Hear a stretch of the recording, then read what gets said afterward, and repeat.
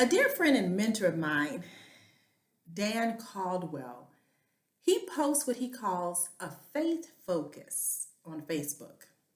It's a scripture to focus your faith each day. I usually read the faith focus and keep it moving. This week's post of Jeremiah 29:13, it kind of stuck with me. It reads, "You will seek me and find me when you seek me with all your heart." When I could no longer ignore the pull, I just had to investigate and meditate, which for me involves reading for context, then asking the Lord, Abba, so what does this have to do with me? I tell you, Saints, I felt like I was watching a version of the show Criminal Minds as I read the story of Jeremiah, Hananiah, and the Israelites who were in exile in Babylon. In chapter 27, Jeremiah gives a prophetic word from the Lord. In chapter 28, Hananiah, a prophet who served the king of Judah, he waits about 5 months. Then he gives a prophetic word in public that contradicts what Jeremiah said. Now, Jeremiah, this prophet, this brother was real smooth with his public response in verse 9. He simply says, "The one who is truly sent by God will be known because his prediction will come true." Jeremiah was smooth in public and a little bit gangster in private. He went to Hananiah later in chapter 28 and told him, "The Lord did not send you, yet you persuaded the nations to believe in lies." In verse 16, Jeremiah passes on this message from the Lord to Mr. Hananiah. "I am about to remove you from the face of the earth. This very year, you are going to die because you have preached a rebellion against the Lord." I had to pause and kind of sit back and smile. I was beginning to understand what this scripture had to do with me. In the scripture, somebody who was not sent by the Lord was able to sway the beliefs of God's people. I was smiling because I realized I had lived Jeremiah 27 and 28. Now, minus the "this very year you're going to die" part, but I'd pretty much lived Jeremiah 28 and 29. Here is my invitation to you. As you listen to my story, think about a time when you were swayed away from godly counsel, or if not actual counsel, where you were swayed away from a heart pull that had something to do with your Christian faith.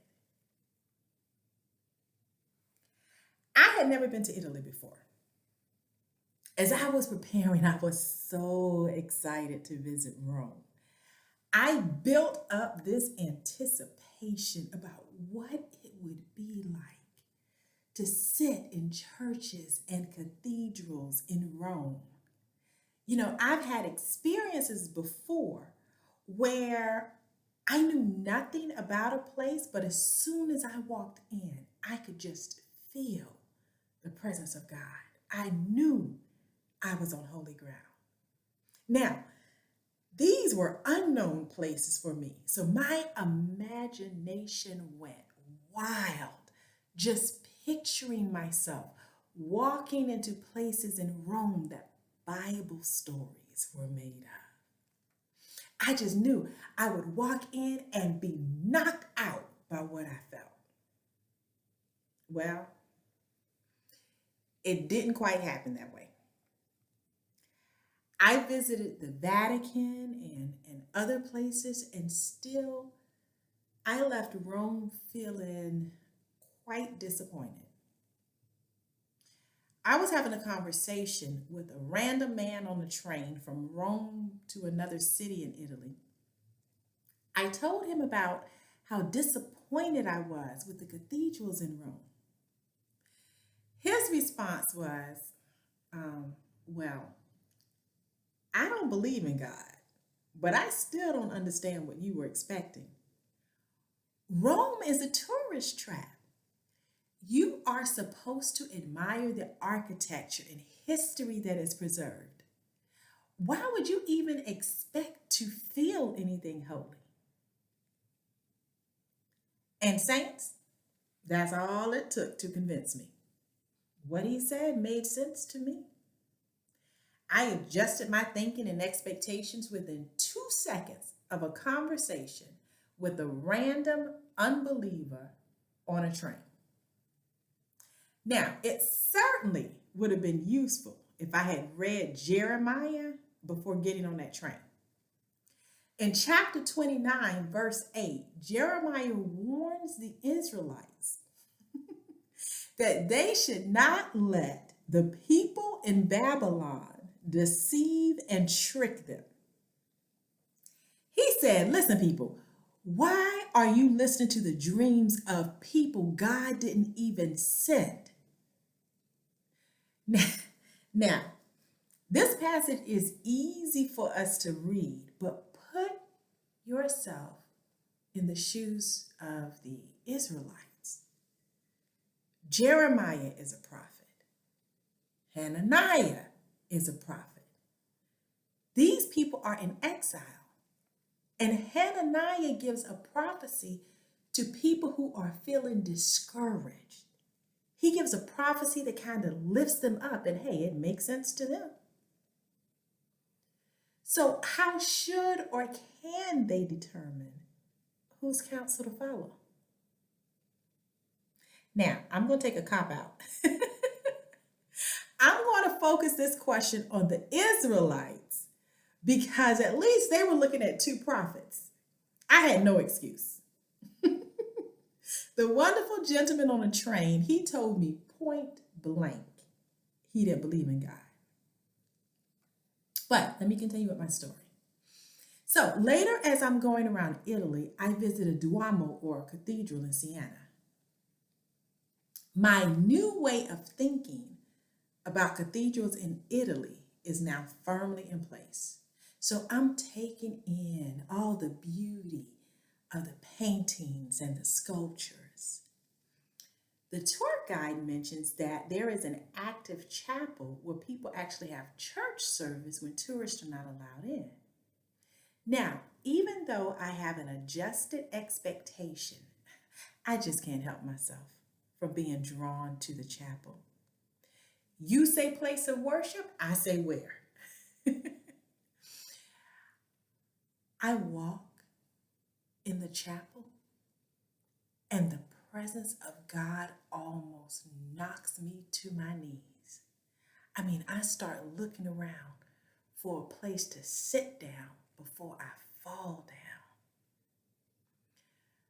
Reverence is the word that just comes up in my heart. Reverence, holiness. It was absolutely quiet. But there was just this hum of this power in the quietness. I can't do anything but bow my head in shame. Feeling so much shame that I so easily squashed my anticipation of experiencing exactly what I was experiencing in that moment. This entire trip to Italy, it wasn't my idea. It was God's idea for me. Everything that I did in preparation and all of the anticipation that I built up, all of that came out of times spent in prayer. And in less than 2 seconds, a random stranger on a train convinced me that this moment was rubbish. Now, as soon as I start sort of beating myself up and these thoughts come to my mind, almost immediately, my shame turns into this big old smile. God brought back to my remembrance my prayer to Him that morning. You see, when I had woken up that morning, I no longer knew what to grab onto. So I prayed to God, and my prayer was, Lord, please reveal yourself to me today as Jehovah Rohi, my shepherd. And wouldn't you know it? He led me to His presence in a place I was told it was foolish to expect to find Him. How are you coming with your story? Do you have in mind that time when you were swayed away from following a heart prompt? Or are you like literally right in the middle of that situation right now? Let me bless you. The key to figuring things out when you're headed in one direction and you get new information that may send you in another is to follow the counsel of Jeremiah in 29:13. In the NIV translation, verse 13 reads, "You will seek me and find me when you seek me with all your heart." In the Amplified translation, it reads, "Then, with a deep longing, you will seek me and require me as a vital necessity, and you will find me when you search for me with all your heart." And in the Message translation, brings it on home. "When you come looking for me, you'll find me. Yes, when you get serious about finding me and want it more than anything else, I'll make sure you won't be disappointed. God's decree. I'll turn things around for you." A change of plans may be the way to go. It may be. It may be a good thing to adjust your thinking. But when you get new information, before making any decisions, ask God to lead you in the right way. And that is our morning manna for today.